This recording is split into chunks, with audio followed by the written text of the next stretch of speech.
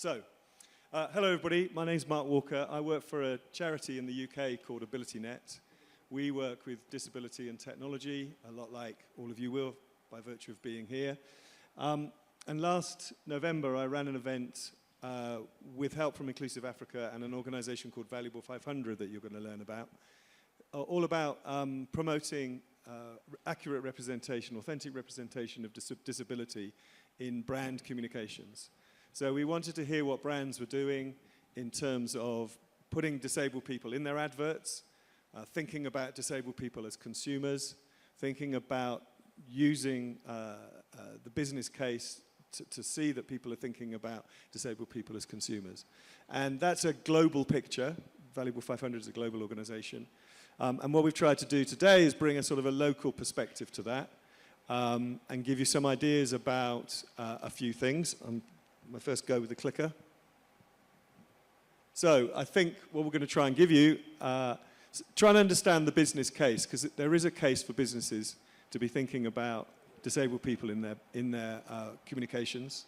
And if you think about this, an easy way to think about this is 25, 30, 40, 50 years ago, when people started including women or gender or race in other considerations in terms of advertising. That's sort of become a bit more regular and normal.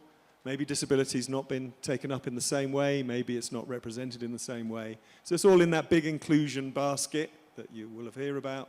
What's the disability bit of that we're trying to get to? One way to do that is just see some numbers. You can take numbers away. There's loads of pub facts that you can use about how many disabled people there are and how much money they spend and all those sorts of things. We're going to dive a little bit into that and try and make that a little bit more practical and something you might be able to use in your own work or be able to persuade other people when you're working with them.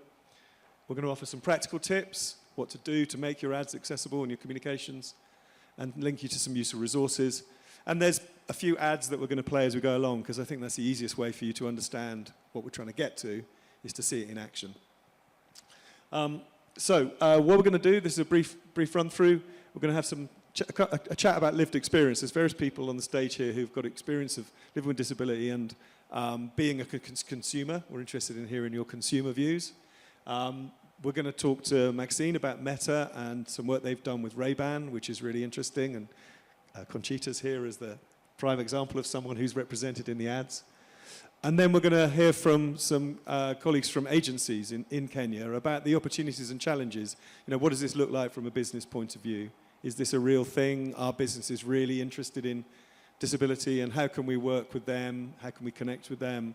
Make the case for including disability in their communications.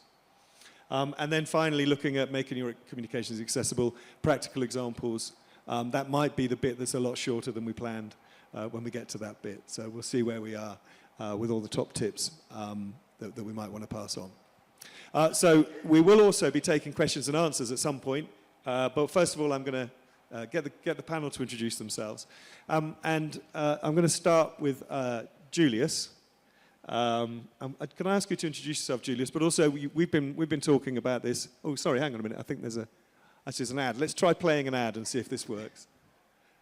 Hussein, you ready for an ad?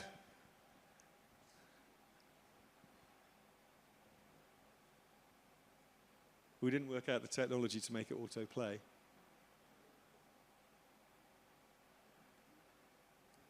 Yeah. Thank you. There's no sound. Hey Siri, set my morning scene. It's currently clear and 71 degrees. Today's high will be 80 degrees. Open weather. Swipe left. I am the greatest. I said that even before I knew I was. I am the greatest. I said that even before I knew I was. Describe images. Float like a butterfly, sing like a bee. His hands can't hit A painting. what his eyes can't see. A red jacket. Now you see me, now you don't. Sonny think he will, but I know he won't. Last week I burned a rock into the stone. Hospitalized a brick. I'm so mean I make medicine sick. I have wrestled with the alligator. Tussled with the whale. Done handcuff fighting. Turn right. Goes under in jail. Tap take picture. Tap, take picture.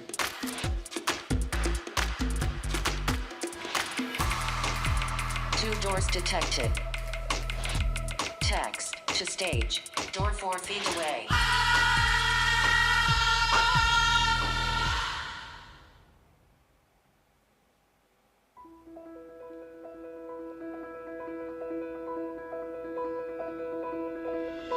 I'm young, I'm handsome, I'm fast, I'm pretty. The world checks me pretty like me. The world checks me pretty like me. What are we gonna do? We're gonna dance. What are we gonna do? We're gonna dance. I shook the world. I shook the world. I shook the world. Shook the world. I shook the world. I shook the world. I shook the world. Shook the world. I shook the world. I shook the world. I shook the world.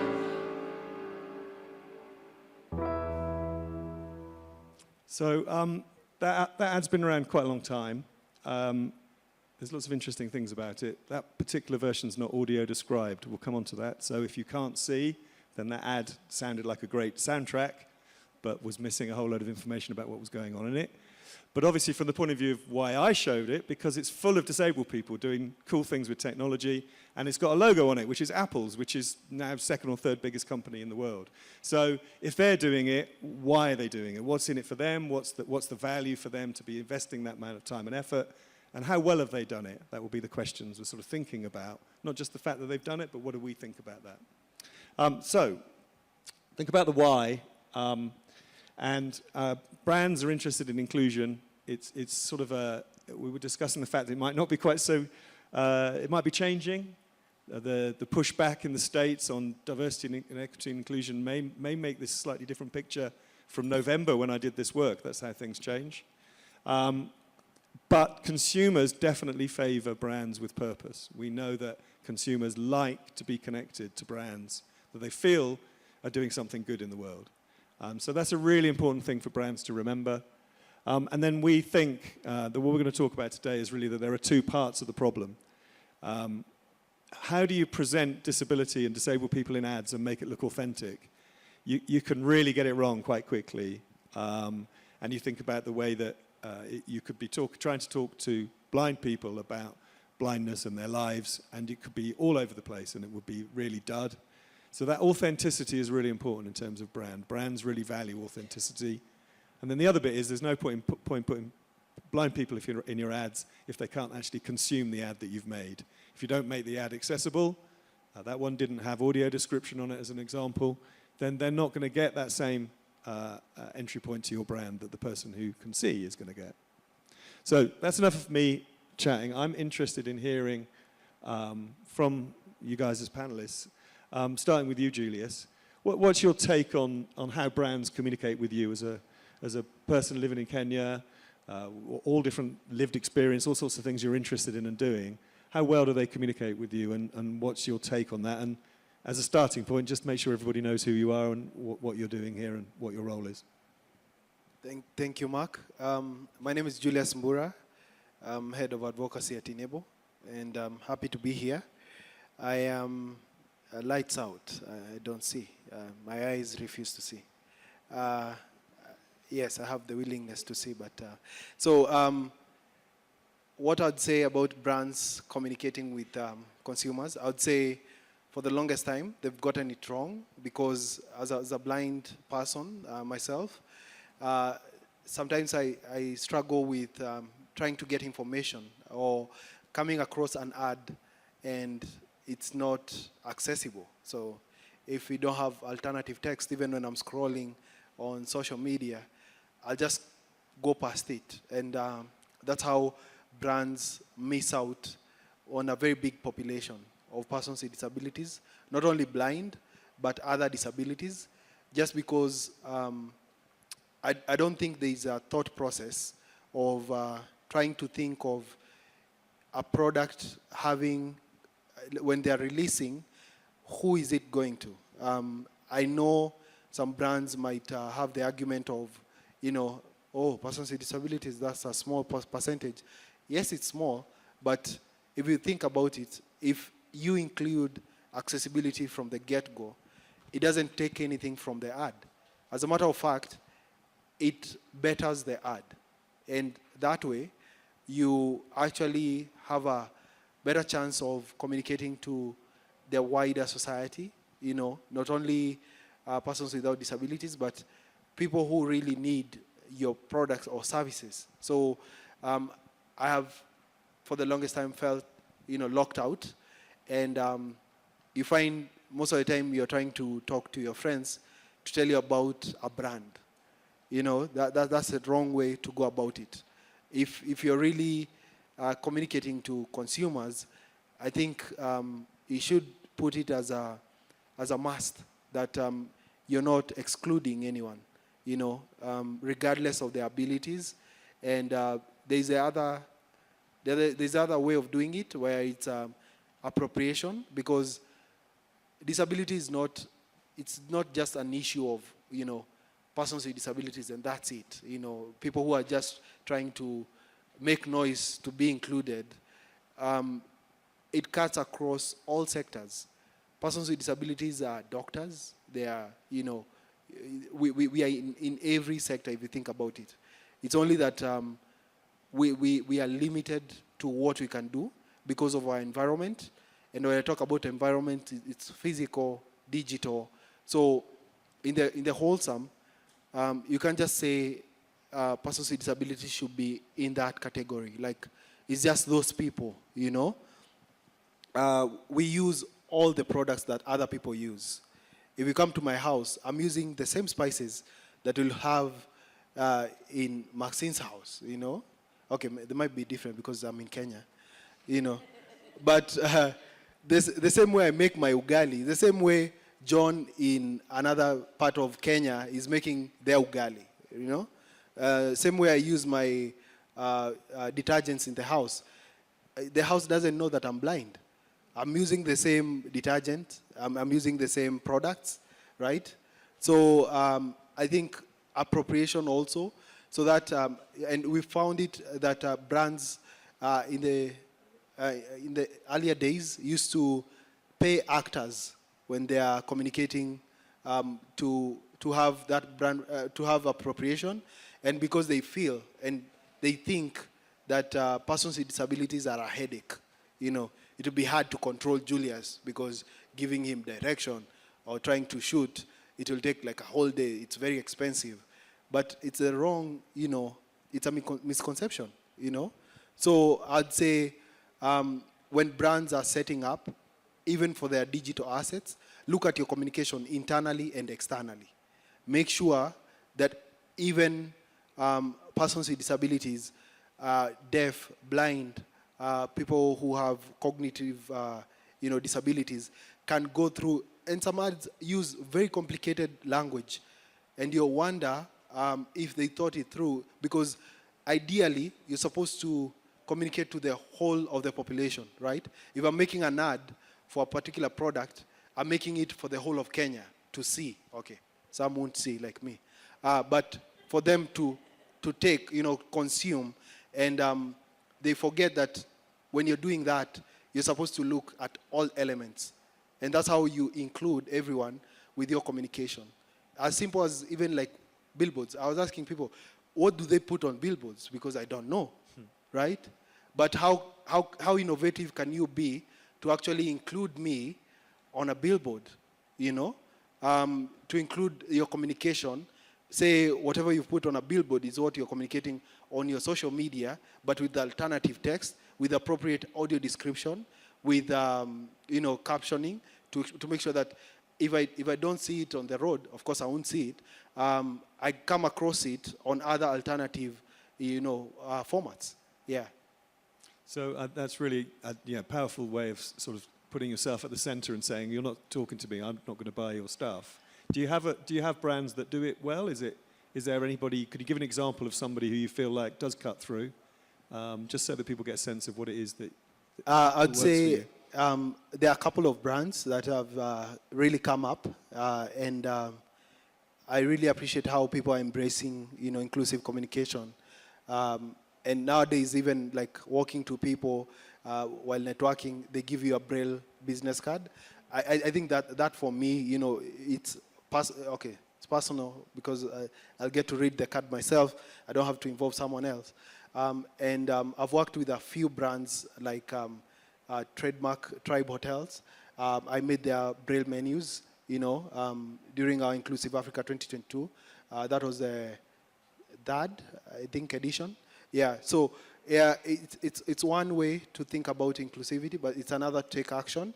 And I really appreciate all the brands that are doing that. And we've seen a few brands, even including persons with disabilities. I did an ad with Safaricom a few years ago. I think 2023, to show a new product of, you know, how the movement of digital and bundles data, mobile data, is being used in Kenya. So I'd say, I can't mention all of them, but you have nuggets of accessibility in different brand communication. Some of them, maybe I've not seen them, but for the work that they're doing, we are really, you know, taking note. Yeah. Thank you. So, Palesa, you're, first of all, welcome to the stage. Sitting down for a change. We've all seen you dancing about on stage, so and thank you for all of those efforts. Could you introduce yourself to everybody and also talk a bit, as Julius has, about your experience of brands and how you connect to them or not in terms of how they represent disability and the accessibility sort of needs that you might have? Hi everyone, I'm Palesa Mosiea. I'm a motivational speaker. I'm an inclusion activist. I'm an actor, and I'm an entrepreneur. So I've had experience with brands not just as a consumer, but also through my acting when I have to be cast for specific roles in commercials. And I've been fortunate enough to be featured on 2 campaigns of some of South Africa's biggest brands, which was Vodacom and Nestle. The campaigns were Vodacom's 30-year celebration, It's a Wonderful World, and for Nestle, it was the remake of Cremora. If you're from South Africa, you'll know what Cremora is. It's a creamer you put in your tea, and they remade an ad where they say it's not inside, it's on top, and the play is it's so creamy that you'd think it's in the fridge. Now, what I found, Mark, when I did these commercials, my agents were only sending me briefs where it said a woman with albinism, right? There's nothing wrong with that, because if we're going to be inclusive, we have to start somewhere. But the problem is, if you only expect me to audition for the part of the woman with albinism. There were other roles in the commercial. There was a businesswoman, which I could have done. I'm an entrepreneur. I've run several businesses before. Then there was a role of a mother, which I could have done because I have a beautiful 5-year-old daughter. Then there was the role of the woman with albinism. So when I walk into the room, everybody automatically assumes I'm here to audition for the role of the woman with albinism. Then I said to them when we did the interview, because it was a whole campaign, inclusion is, if I walk into a casting, you don't put me in a box. If I'm the best businesswoman in the room, which I probably could have been from my lived experience as a businesswoman, then you cast me as a businesswoman, and you cast someone else as a person with albinism. That is inclusion, because you see me as me. You don't just see me as my condition. As a consumer, there are really a lot of brands that really try their best to be inclusive, but unfortunately they do it as a tick box exercise. So we have to be inclusive, we have to show diversity. What do? Let's quickly do an ad, get it out of the way so that we've ticked the box. So I think we need to get to a point where it needs to be a culture, where people want to learn to be inclusive, where they have conversations. I mean, the Albinism Society has a phrase that they use, nothing for us without us. So if you're really going to be inclusive, you need to have people with lived experience, but most importantly, you need to listen to them. You don't just have them there as props so you can say you've ticked your box. So that's my experience on either ends. And again, is there anybody that jumps out to you as a brand that you're particularly affectionate for because they've got it right?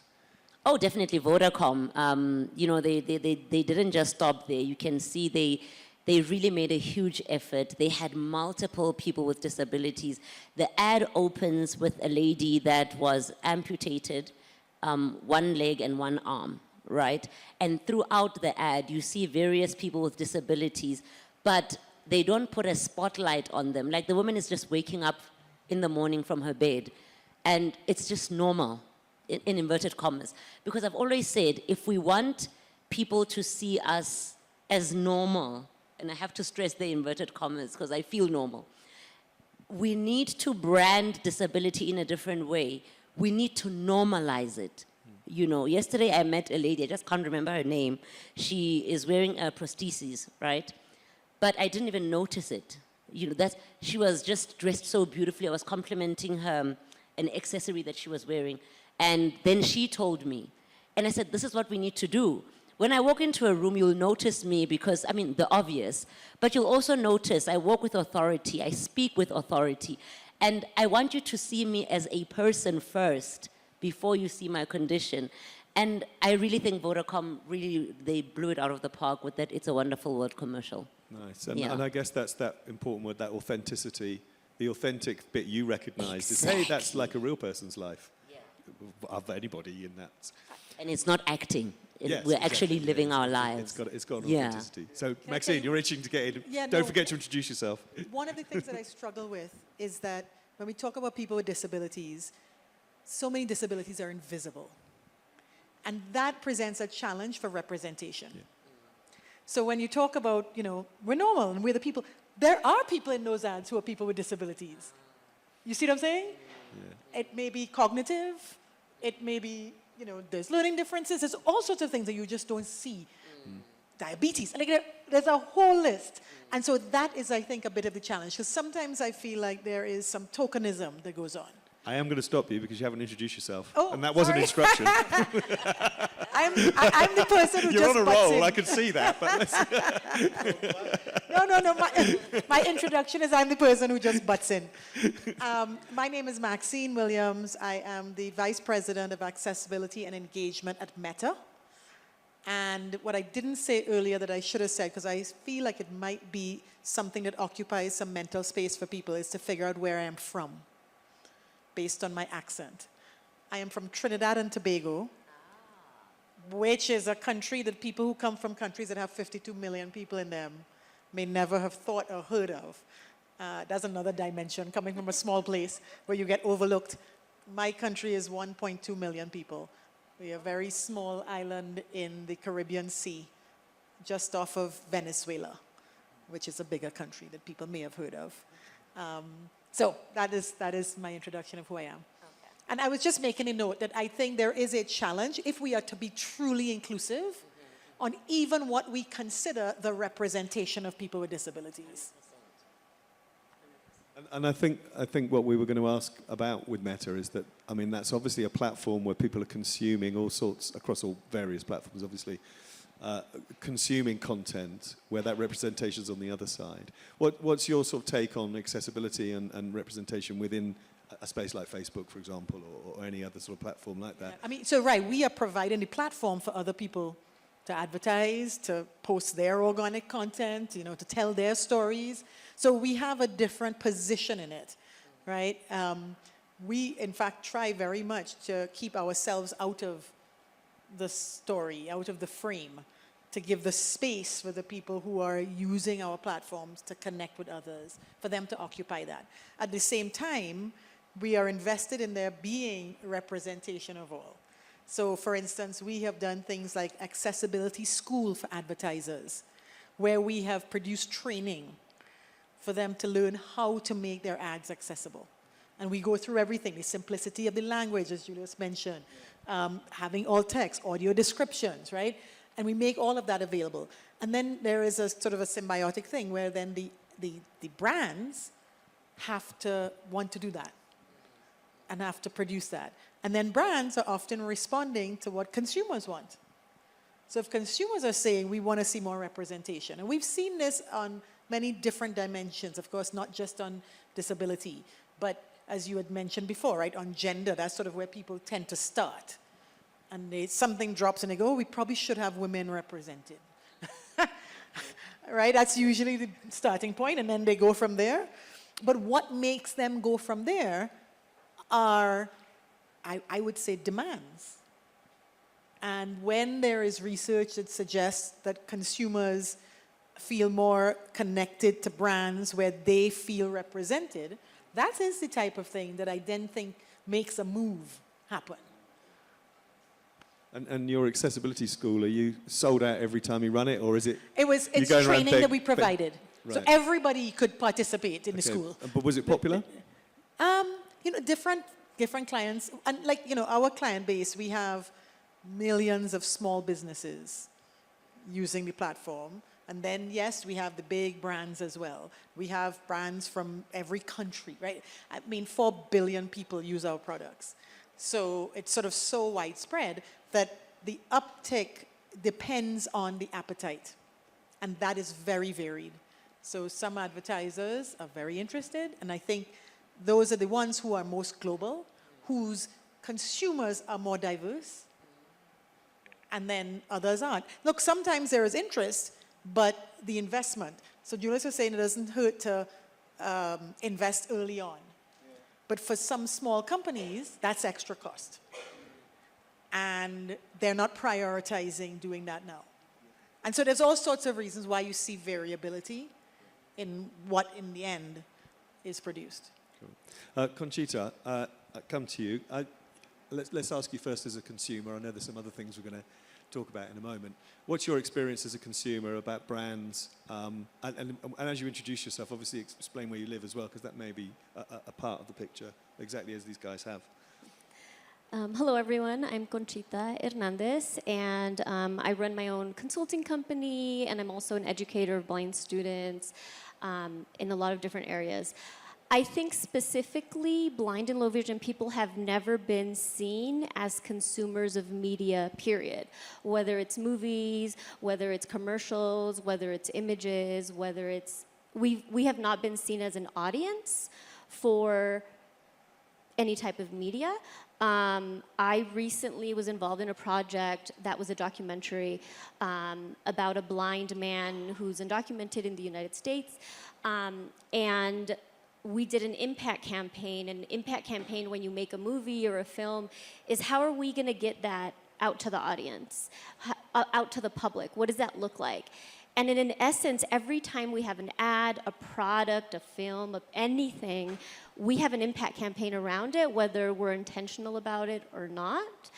And people have not been intentional about it. Like, it's very few companies that I can actually say, like, are doing it right, and it's like they do it right in this pocket, but not in this pocket. And so one example around that is audio description is such a big part of how blind people can consume media. Netflix is a perfect example. Netflix made a commitment that all of their movies was going to have audio description. And so it created a platform where blind and low vision people knew they could go on Netflix and access that content and that media. So much so Bridgerton was a really popular show in the United States. And the whole premise of this show is that there are people of different nationalities and ethnicities in the show, and the representation matters. Well, in the first season of the film, of the series, they did not include in the audio description the ethnicity and race of the individuals. And people were rightfully upset. It was like, as a blind person, I also want that information. I want to know who the black character is. And it's important that the queen is black, and that's important for me to know. And so many blind people complained to Netflix that in the next season, it did have audio description.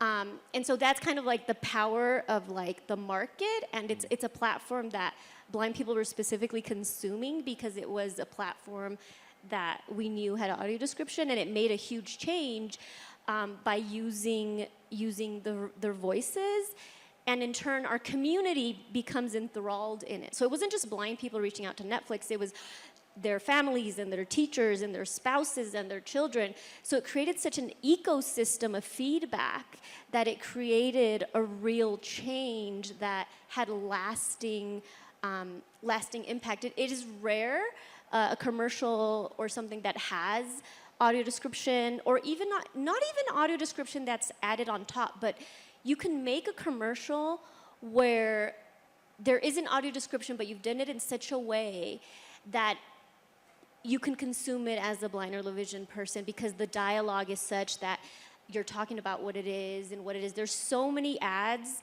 currently that are trying to be so artistic that I'm like, it's just audio in the background playing. So there's no way I can consume it. And there's also been a change in how we consume commercials. Like, so many of us stream our news and our shows that we're not watching your traditional ads on TV. We're watching our ads through our Facebook and through TikTok and through all of these media platforms that puts the onus on that individual company to do it. And so I feel like we've taken 2 steps forward, 1 step back, because the platforms don't require it, then it doesn't happen. And what I would love to see is like reminders within these platforms. Like, what if you were a brand and you were posting and Meta said something about, hey, you're posting a video, you might want to add captions. Just as like a reminder, it's not a requirement, but as a reminder so that it would engage people more intuitively as they're posting their ads, their videos, whatever content. Cool, thank you. And I think those are good examples of the practical issues. But buried in there somewhere was a thing that people probably wouldn't think of, that Netflix should be thinking about blind people. That's where it stops, right? Because in your head you think, well, why would blind people watch Netflix? And that's the bit you're trying to undo. That's the attitude and the awareness that you need to shift. And what happened with Netflix that's really interesting, I'm sorry to interrupt you, is that Netflix also made like a contribution to do captioning. And what they found is that everybody uses it. Yeah. So if you're in public transportation, you're using captioning because you don't want the audio to be heard. If you are a mother with your children, you want it low, so you want to read the captioning. So they started captioning for deaf and hard of hearing folks, but it was such a value added that it's like, I don't remember the exact statistic, but it's something like 80% of people who are watching Netflix are using the captions because it helps everybody have a better experience. And there is somewhere in what we were going to look at this afternoon, some other numbers to do with social media, just general social media consumption, being with the sound switched off, which is the opposite. Therefore, you need captions because the sound is switched off, because of how many people are doing that in a social setting. And we were chatting to somebody and saying, well, I normally have Spotify in my ears and my phone in my face. So I don't want audio on the thing I'm scrolling through on Facebook. There's a whole number of reasons why I want captions. And there's another stat that I found was that people who are looking at an ad that doesn't have captions on, 80% of them will just switch to another ad rather than turn the sound on. They're not interested enough to turn the sound on. They just go to the next thing. You know what's an interesting fact is that there was a time when captions were the norm, not the norm, were necessary for movies. So during the era of silent movies, before there was sound in movies, when no one could hear, then 2 things happened. The way the actors, so what Conchita is saying about you can do an ad, you can do a movie in such a way that it becomes, even for somebody who's blind, you can follow because of what the dialogue is. When there were only silent movies, the way they acted, the way they demonstrated things, because nobody could hear, was universal. Yeah. And then they had captions. And then what happened is once sound came into movies, that just went away. And then they started making them just for the people who could hear. And now we're back through advocacy, by people who were deaf and hard of hearing to get those captions. And then having done that, and seen that 80% of viewers want them, now it's back to being universal. Isn't that amazing?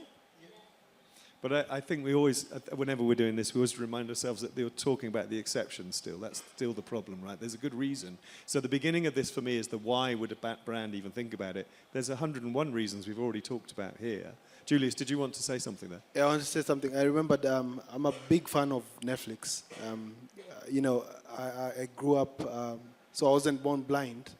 I grew up watching a lot of, content. I'm a big fan of comic movies and all that. So I remember, was it last year? And I love the fact that they are committed to like audio description and captioning to a point where I have influenced even my friends to turn on audio description. Even when I'm not around, they're like, hey, I'm watching this movie, and the audio description is actually making it better, you know? But there's a Kenyan film, I can't remember which. It was a short series, and the audio descriptor, you could tell, they were not Kenyan, okay? So the reason why I have not a beef, but for appropriation is because if you give a script of audio description to like a non-Kenyan, and then they are giving audio description of a movie that has been shot and edited in Kenya, right? So there are things that, you know, for the script writers, maybe they've messed up a bit, because I remember I'm a car enthusiast. So going into the second episode, they kept on saying an SUV. So I was like, what? So I had to call my friend, and I was like, oh, which SUV is that? Because I can hear the engine, and that is wrong. That is a 4-cylinder, right? And it says a big SUV. The whole time, they kept on talking about an SUV, and this car is one of the most common cars that we have in Kenya. It's called a Toyota Probox, right? I know it's like a baby LC200, but it's a Probox. Call it a Probox, then I will know, you know, because I'm very particular. If I'm watching a movie, I might get captivated by which cars they are using in the movie rather than the actors. So if you give me the wrong description, all along I'll start telling people about the car that, you know, that was used in James Bond, and it was not an Aston Martin, but because I know they use an Aston. So if they change and you kept on in the script, you get what I'm saying? And again, with cultures even, I know with the developing countries, there's lack of, and you can see even the uptake of such like audio description, you know. I think Netflix has like 3 big audio description companies that does the series, the movies. Why then can they think of, you know, having audio description in African countries, actually like in Nigeria and Kenya and Ghana and South Africa, so that when audio description is being done for that country, they can be actually accurate about data and culture appropriation. Yeah. So I think there's a couple of things there that are really helpful. One is, you know, that you're obviously, as a consumer, you've got particular preferences and interests. I wouldn't be able to spot those cars from the sound. So, you know, it's treating you as a consumer rather than as a disability, you know, saying, so Julius is really interested in the cars. He's really annoyed they're the wrong cars. It doesn't matter that you can't see them. It's simply that you don't like the... And I think that's the bit you say, Palesa. See me as a person who has particular preferences rather than trying to treat me as an exception. And then obviously the thing about the audio description, I think one of the challenges in audio description that anybody will tell you about is different people are looking at this, listening to the different thing. Their cultural and social and personal sort of setting for that. And that's a real challenge for scripting as much as it is for audio description. So particularly in advertising, we were talking to some people, trying to write ads that don't need audio description is an art. Because it's not just, okay, I finished it, now tell people what happened in it. The greatest, the Apple one that we were watching, I've seen the audio described version of it. I couldn't find it on YouTube. In fact, I struggled to find very much audio described advertising on YouTube just for this session. But I've heard the audio described version. There's too much happening on screen. It's really, really rapid pace. All those things that are happening happen really quickly, and the audio description is like really garbled. You can hardly keep up. It's quite tiring listening to it compared to watching it. So that's the art of audio description, as opposed to just plainly, yeah, I did one, yeah, but you could have done it better. So, okay, I'm going to move on. We're going to have a chat about what Meta has done with Ray-Ban. Could you just set the scene for us, please, Maxine, just in terms of that partnership? It's not particularly to do with disability in its first instance, but clearly this has become a big part of how our community sees it. But what does it look like from Meta's point of view in its sort of where it came together? Yeah, you know, I think there are parallel tracks. So I'm just thinking about that sentence that it's not particularly about disability. Because at the same time as we were developing these glasses, smart glasses, we were thinking about the value of having that form factor for a range of people. So we had teams building these glasses, and we had engineers doing hacks. A hack is where you kind of look at a problem, and a group of people get together and say, well, we're going to try to solve that problem. This may not be our primary job, but we work at this company, and we're going to do this, and we do what are called hackathons, where people can come together. And we had a group of engineers who came together, one of whom had a blind mother. And he had grown up seeing what it was to navigate the world as a blind person. He saw his father try to do hacks themselves at home, where he would put codes on objects around the house so that the mother could know what was there. But he saw the difficulty of doing that, where even if you had an app that you were scanning something, one hand is now occupied, so she doesn't have the benefit of two hands to help her navigate her surroundings. She can't hold a cane and a dog and all of this. And so this was already in his understanding, his lived experience. And then he gets to Meta, and the light goes off, and they pull together this team. And in that hack, they developed one of the first prototypes of the Meta Ray-Ban glasses with AI, which now gives you all this contextual information so that you could be hands-free and walking around and being told what's in front of you, where your keys are, read your mail for you, what the scene is. I mean, just revolutionary for people who are blind and low vision. And so there were these parallel tracks happening, which meant that when we did launch these glasses, we saw and continue to see in the markets where it is available. It is not available in every market. It is not available, sorry to say, on the continent of Africa. These are new devices. Yet. You meant to say yet. Yeah, Yet. That's what I'm saying. These are new devices, and we've been rolling out. So even some of the features, we'll roll them out in some places, and we test, and some languages, and test, etc. But where they do exist, the highest engagement, highest use is by blind and low vision people. Wow. Because of the difference it makes so much in their lives to have that facility. So this is a partnership where Ray-Ban is the design. You know, one thing that people take, it is such a complete mistake that people think that those who cannot see don't care what they look like. But we do. Well, I know that. I can look at you and know that. Clearly. These two clearly.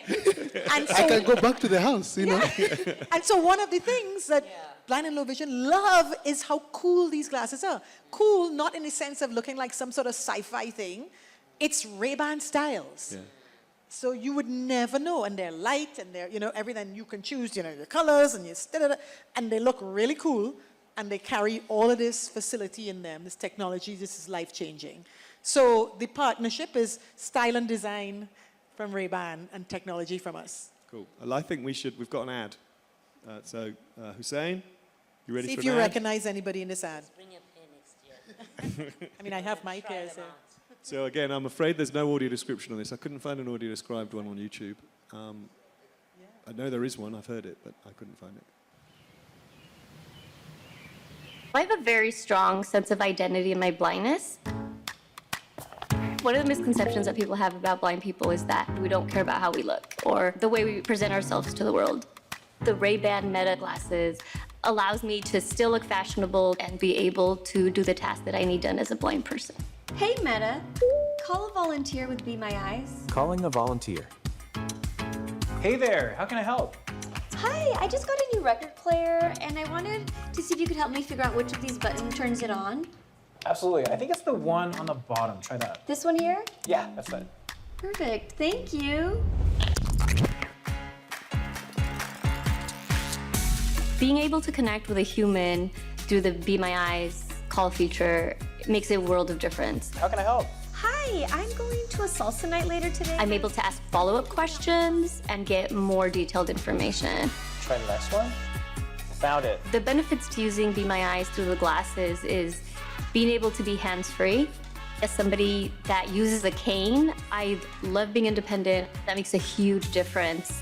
Hi, I was wondering if you could just give me a spot check to see if I missed anything. Yes, I'm taking a look. You look amazing. It looks perfect. Oh, thank you so much.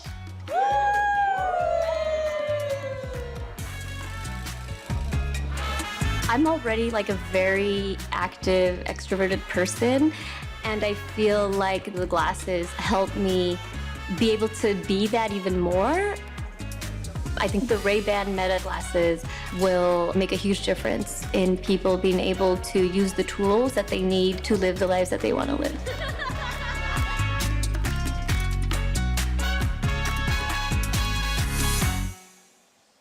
So imagine if we had the person in the ad sat on the stage. Hey, Conchita, suddenly you've got another job. Superstar. Did you all recognize her when you saw her in the ad? Yeah, I saw her. Yeah, that's Conchita. Yeah. So, and you've got the glasses on as well. I do. Yeah. Yeah, I have multiple pairs. This is one of the styles. So in a second we'll come to your experience of being involved in the process. But firstly, and just in terms of what Maxine was saying around how people perceive people with disabilities and their fashion sense, you say it at the start there. Is that sort of very personal experience for you in the way that you're treated or perceived as a consumer, that you're not going to bother about what you look like because you can't see very well? Yeah, I mean, so I work in education with blind students, and the thing that's constant, and even for myself, when I was in school, I am not going to be the one to use the large magnification thing that takes up half a desk. I'm not going to be the one to want to stand out due to disability. Obviously a cane, but that's like different. But it's this thing over and over that we want the same products that everybody else has. Like, I don't want glasses that are like super different. I want the same products that everybody else has. And yeah, we do care how we look. We want to look good. And I want to look extra good because I know people are looking at me because I have a cane. Like, I know that people are looking at me. And when I go out with like family or whatever, they're like, everyone's staring at you. I'm like, I know. So I have to like look extra good, and I just pretend I'm on a runway and I use my cane and I go because people are looking at me anyway. So might as well give them something to look at. But yes, thank you. But the experience with Meta in doing this was what companies should do. So I didn't show up to this filming without having used the glasses. So Meta did a whole beta test with people all over the United States that are blind and low vision, and we use the glasses and we try them every day in our everyday life. And it's funny because the beta test was actually supposed to be for the Be My Eyes collaboration, where you can call a live volunteer, but all the blind people were like, we're actually enthralled with the AI because I can look out and I can say, hey Meta, tell me what's in front of me. And then I can ask follow-up questions and I can say, oh, can you tell me what that person is wearing? Can you tell me what the sign says? Can you tell me what all the different things are? And so part of the collaboration with Meta was not just, okay, here's something, let's do a commercial, let's get it to the market. It was, we actually had to sign NDAs because there was a bunch of different products that Meta's working on for blind and low vision people to give feedback on. And so to me, that shows there's a commitment, not just like, here's a product, we want to sell it to blind people, but we want to get feedback, and Meta's doing that also with deaf and hard of hearing folks and other populations, and that information gets around. Like, the community knows. Like, the very first thing that people told me when they saw the ad was, is this all just, like, how involved really was Meta? As blind people, we are used to being tokenized for ads all the time. Or people make up gadgets, and I'm like, who asked you to make that for us? Like, I don't want, and I don't want to offend anybody, but I don't want a talking cane. I don't want, like, no one asked for that. You know, like, I don't know why, you know, there's been like toilets, or like an accessible toilet. No one asked for that. Like, there's a lot of things that people think that we need as blind people that we really don't. Like, what we need are things that we tell you that we need. And so to me, this was really transformative because I even had friends say, oh, that's cool, you're in the ad, did you get to keep the clothes? I'm like, That was my clothes. This was not fake setup. Like, those are real. Those are all my friends. Those were not paid actors. They're all my friends in the ad. And so you'll notice Sachin at the end if you, he's also like part of the dancing. So it's like, it was real people. It was my actual experience, my clothes, my friends, the settings that I'm in, where I live. And so that is what a partnership looks like, instead of, oh, here's a product, let's give you a fake scenario, a fake place, a fake thing to do. I actually came up with a way to teach salsa dancing to blind people using the Braille cell. And so Meta did a whole interview with me to find out, like, what do you do? What do you like? Who are you? And then we came up with a commercial afterwards. And so it wasn't, as Meta, we've brainstormed, and these are things we want you to do. They talked to me about my life and what I did, and then we came up with a commercial after that had happened. So, who's the proudest brand on the panel right now? So, there's the stakes, right? Who doesn't want a customer preaching from the stage, right? That's the gold dust, yeah? That's the gold dust right there. Conchita, you're fantastic. Can I say one more thing? And I'm so sorry it's not in Africa, because yet. But it really has transformed the lives of blind people. Like, in a way that I would say the last thing that transformed the lives of blind people in the United States was the iPhone. That was the standard, that everybody was like, an iPhone's fully accessible out of the box, you can use it, you don't have to, it's what everybody has.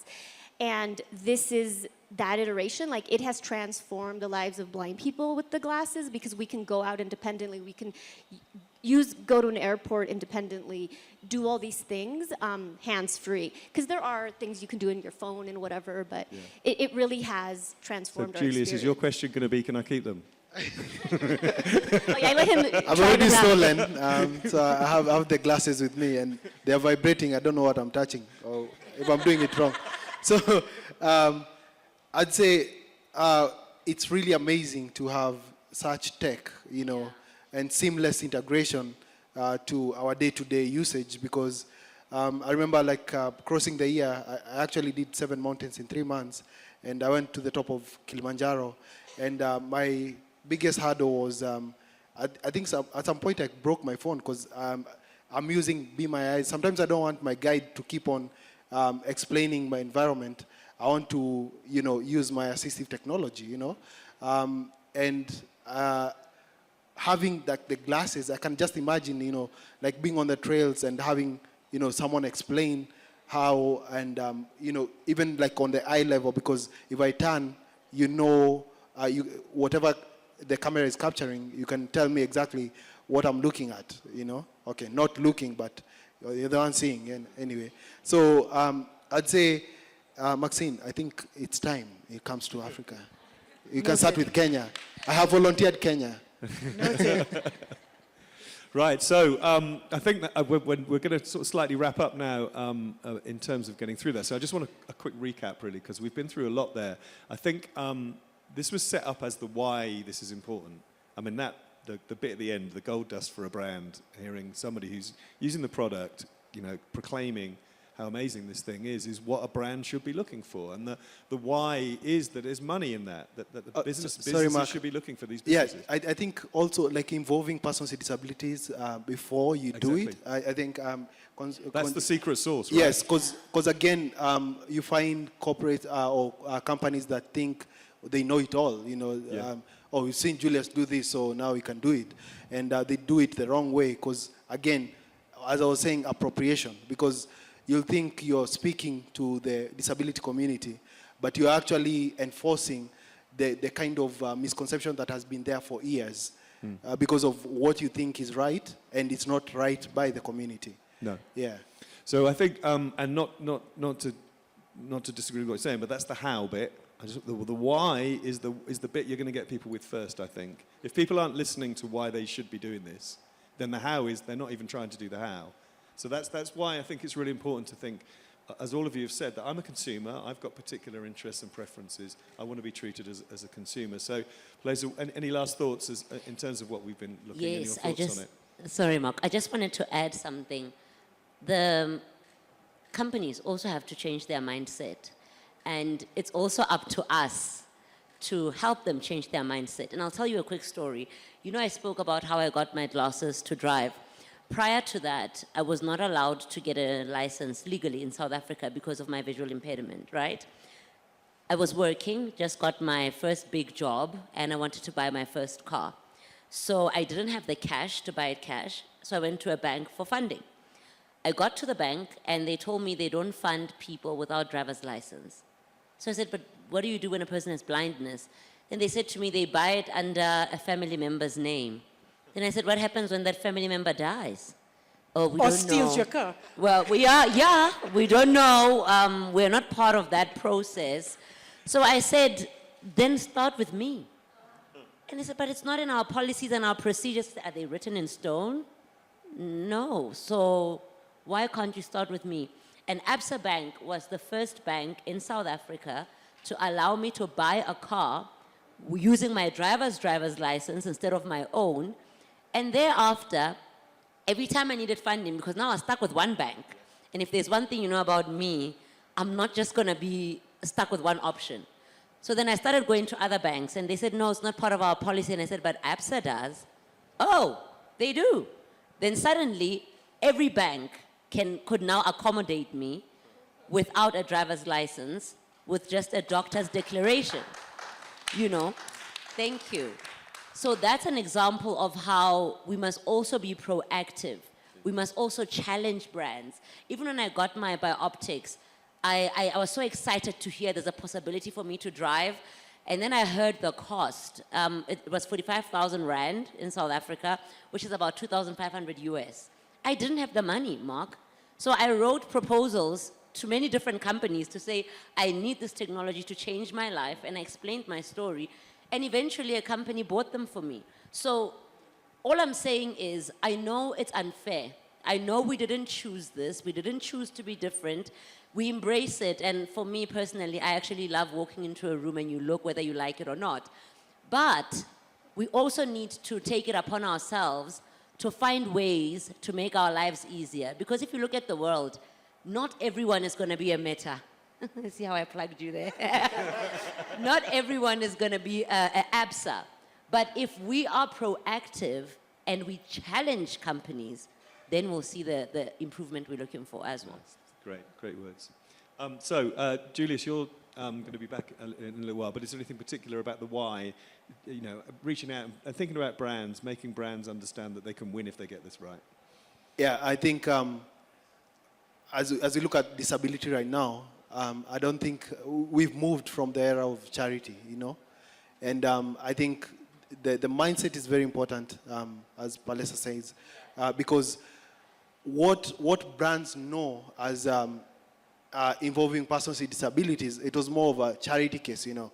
You're giving back to the society because you want to look good, right? And most of the time we find they're doing it because they want to tick that box, right? But the problem comes in where you're missing out, and this is a why. You need to make it accessible and inclusive because you're missing out on a big market, right? I remember last year I did some travel, and I was like, you know, for persons with disabilities, we don't understand how you can actually travel independently from one country to another. There are so many traveling agencies, and they advertise everywhere, but they don't look at the other side. And you know, the mindset of thinking that persons with disabilities don't have disposable income to go to these fine destinations.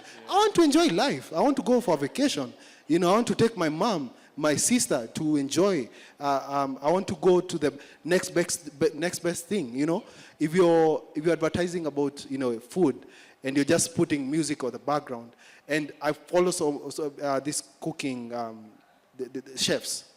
The other time I was even telling Tosh earlier, I was baking an avocado cake, and it came out wrong. Why? Because on the ingredients, as they were saying the ingredients, I think they thought it was not important to tell me the amount of baking powder I'm supposed to put in there, right? And they were saying you need an avocado. They didn't tell me how much. So I used, I think, 3 avocados. Okay, moral of the story is you're actually missing out on a big market. You're making people. Sometimes I'm told of a product that came out like 2 years ago, and I'm like, huh? Yeah. Was that even put anywhere? Yeah, you know, it can help you out. And I'm like, now I'm listening from another consumer. I should be listening from the brand. Yep. You know, you should be speaking to me directly. So I'm going to keep moving along because we've had an hour. We've got some more to go. But great points. Conchita, any last points? Just looking back on what we've just been talking about, what jumps out to you? I would finish by saying that we don't want products specific to disability. We want whatever products you're making for everybody to be accessible because we want to use what everybody else is using and we want to be included. And so if we're going to be having our own little products, they cost way more money to make and it's way less people who are going to have them. So it's just best practice to make all of your products accessible and to include us. And you know, there's so much room for growth. And what I always say is accessibility is a journey that everybody is on. You're never arrived fully. And there's a lot of support in the disability community, advocates, and also people that are like technical experts to support companies and brands and individuals on that journey. Cool, thank you. And this is a good point to mention the Valuable 500 again. There's 530 odd companies, I think, that are committed to this. So again, the why bit is if you're not doing this, your competitors might be. There's another important ingredient in this is you're hearing from brands who are doing well. Are we hearing from your brand that's doing well? There's still that impetus to be doing it because it's good for your business. So great, what a brilliant panel. Thank you so much. Just as a bit of housekeeping, we're going to have a break. We're going to play some ads because there are 3 ads. Hussein, if you could just play the 3 that are just back to back up there. We're going to have a break. I personally am going for a comfort break. You're very welcome to do the same because we're going to then come back and hear from agencies who work with brands about the challenges that they have. What is it like when you're working with a brand, talking about this stuff? Here you've heard the consumer end of it. What's it like in the room when you're talking to brands about how to sell this stuff in, and what are the questions they raise? What are the obstacles that you face in getting this through? So we'll be back in. Let's give it 3 or 4 minutes. Just time enough to play a few ads, and then we'll see. I'll see you back in here in 10 minutes. Thank you. What we're going to do now is talk about what that looks like in the real world, I think. It's probably what you guys are going to be telling me about. We've had a look at why brands would be interested in this, but obviously from a very biased point of view, right? The people who are the consumers who are saying that brands aren't getting the message about the fact that they want to be communicated with, they want products to work for them, they want the communications to be suitable. But you guys are sitting in the middle of the relationship between the brands themselves and the money they spend on their communications. And I'm guessing it looks a bit different, day to day. So just nice to just take a look with time to think about what that is and then see if there's stuff that is working, see if there's opportunities to do more, think about the ways that we can work, people with disabilities can work with brands and through agencies and so on. Sorry? Okay. And thank you. And to make sure that we've got a sort of more realistic picture, I guess, of how great that looks on the silver screen up there, but then the reality when you're working with people. So Patricia, if I can start with you, if you could introduce yourself. And tell us a little bit about, because you were saying two big comms empires, really, right, that straddle the planet. But a lot of people won't understand that industry and the business. So also just a little bit about the way that advertising and agencies and marketing works with brands in the sense of your own experience and your work. Okay. Thank you. Thank you so much. I think for me, even before I say anything, I'm Patricia Ithau, run WPP Scangroup, which is a subsidiary of WPP. And my responsibility is outside of South Africa, Sub-Saharan Africa, outside of South Africa. And we are multi-service, so from media, digital, creative, PR, the whole gambit. But I think before I say anything, I must say how the conversation before this was just really resonated. The first thing that struck me is that the reality is we don't even think about people with disabilities when we create campaigns. We actually don't. It has actually come as a, what is the expression, when something has happened because it has happened. So in the digital space now, you don't think about it, but what was helped is that technology actually does it for you. I put an ad on TikTok, I put an ad on YouTube, I put an ad anywhere. The fact is it gets translated for me, so that has helped. But the more they were talking, the more I realized how much we don't think actively about people with disabilities in our planning, as an agency, but also as clients. So that's the first thing that struck me, that it's not in the forefront. And it reminds me of the time in the past when we sit down and say, you needed to have diversity in your ads, and that diversity, make sure you have a black person, a white person, an Indian person, and things like that, but we'd never gotten to that place. But I think what we're finding now increasingly is a need to do that. And not necessarily from that sensitivity, but more because you need to get impact. And in trying to get engagement and impact, we're indeed serving, especially people with visibility, with a visibility challenge or hearing. Then you tend to do that. But it wasn't from that perspective. It was more from a fact of, how do I get impact? How do I make sure I get seen? And in thinking that, we've been a lot more inclusive.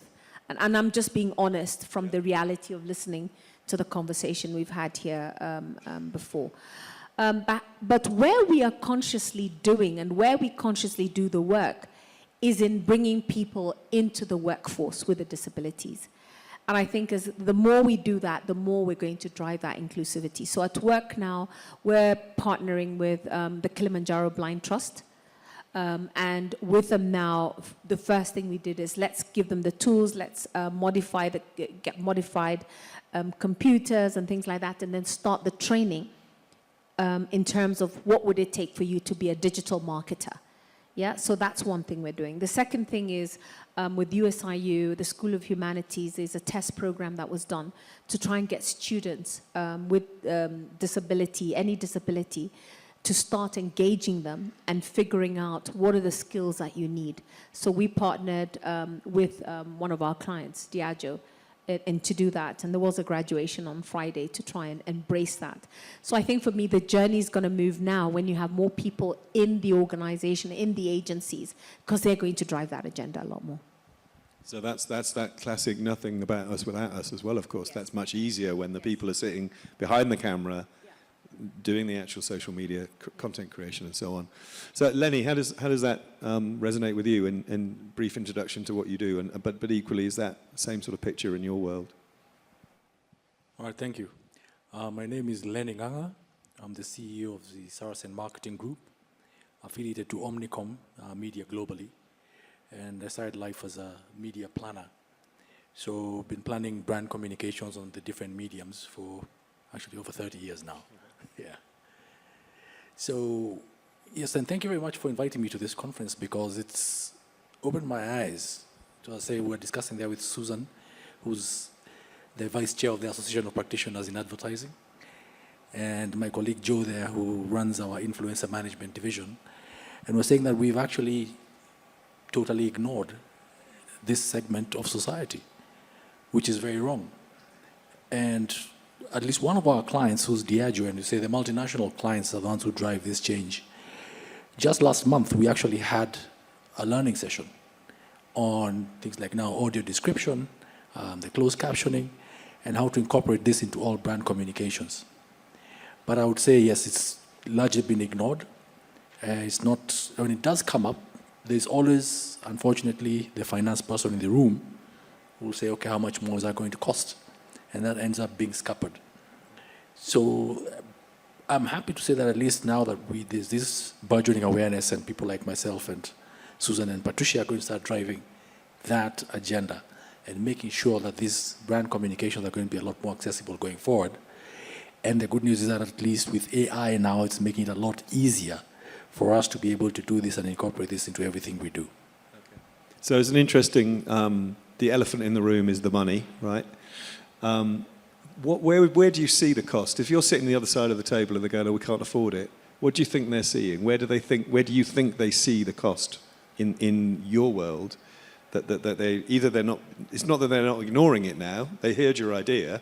They go, no, that sounds interesting. Diageo are doing it. Yeah, they're doing it, but that'll cost more. What do you think they think the cost is? What's their perception, or your perception even, that this is going to take more work, that it will cost more in this part of the workflow, that we're going to spend more money X, Y, Z. I'm just interested to see how that comes to the surface when that conversation comes up. I think, yes, they think about the increased costs baked into the production of it. Okay. So if it's going to be like a TV commercial, what layers are you going to have to put under it in order to make sure that it's accessible in terms of either audio description or the closed captions and everything to be able to deliver that experience. So that's where they're looking at that cost from the production perspective. From a media placement perspective, that doesn't change that much. Yeah.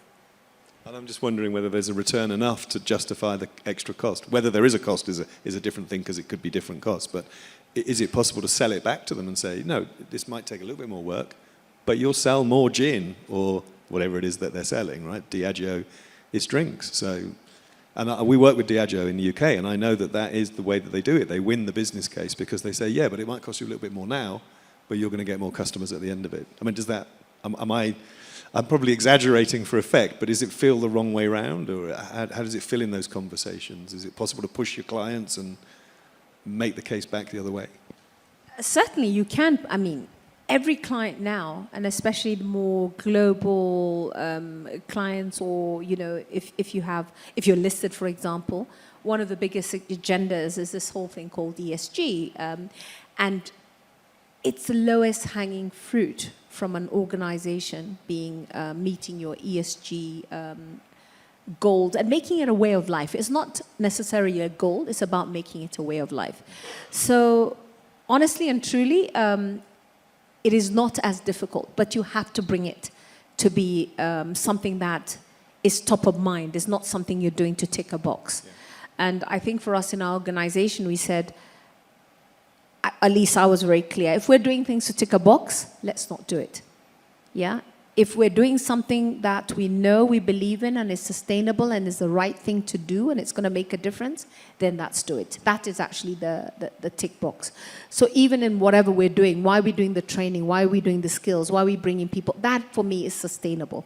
But not doing a one thing, tick a box. We'll go train people one day and then walk away. Then what? Yeah, are we able to give them the employment, the opportunities and things like that? Have we created a structure in the organization that is going to give them those opportunities? So that's, for me, what makes a big difference. Yeah.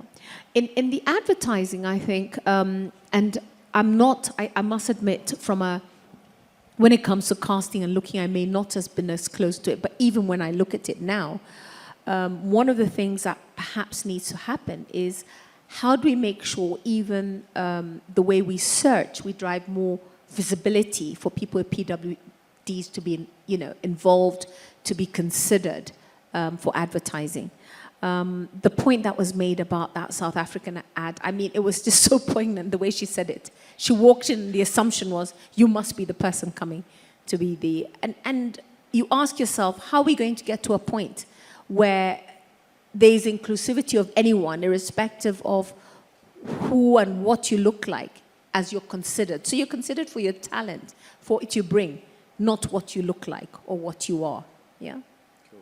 Yeah. And then in terms of brands that you do recognize, do you have examples? And Diageo is interesting. You mentioned that because they're it's a surprise, right, that a drinks brand may have an interest in inclusion. What's your understanding of their motivation of that? I mean, what's your reading of why they're doing that as an agency when you're going into pitch and you're thinking, right, why are they doing that? What's their benefit to them? Getting under the skin of what's driving them? Is it the ESG? Is it that they sell more drinks? That's the question that's driving them, right? The reality is, I think, it's the ESG. A lot of organizations are realizing that purpose does bring you profit in the end. So I think you start, it's not about more people to drink, so let me do this. No, it's more that I have a purpose. And if I embed my purpose in the way I do business, eventually it's going to bring us the profit. I think that's more the direction. And that brand loyalty as well that goes with that, I guess. Exactly. That's the flip that comes with the purpose. I think one of the biggest brands globally WPP has worked with, for example, is Dove. And if you look at the journey of Dove, Dove has historically been one of the most inclusive brands in the way it communicates, in the way it does everything. When in the days it was important, never mind a disability, when people had to look a particular way to do a beauty or personal care brand, they didn't. They said, let's have people as they are. Let's look at ordinary people. And they've taken it now a step further in terms of making sure that in whatever communication they do, they embrace everybody. Yeah.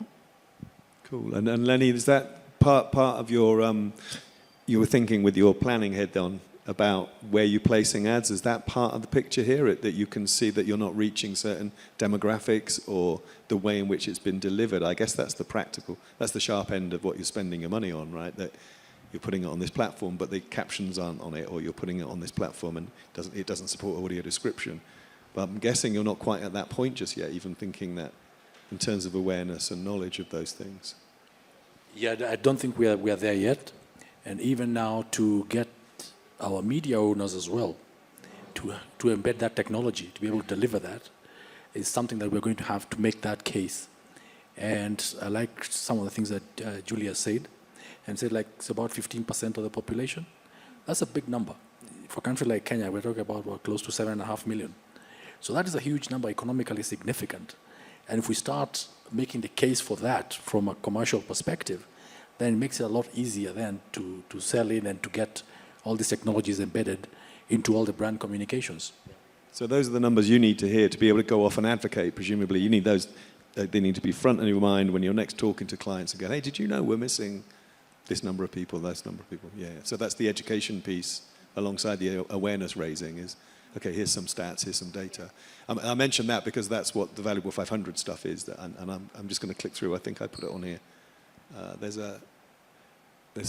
something called, so the Valuable 500, a global network of brands, and the other one that's in there is the Accessible Advertising Alliance, and they've both published figures. There's a white paper that they've published about disability and brand loyalty, which is something that they've done, and they're also just about to produce a tool that will check your brand identity for authenticity. It's authenticity something tool. I've got it on here. Yeah, here we go. The authentic representation tool.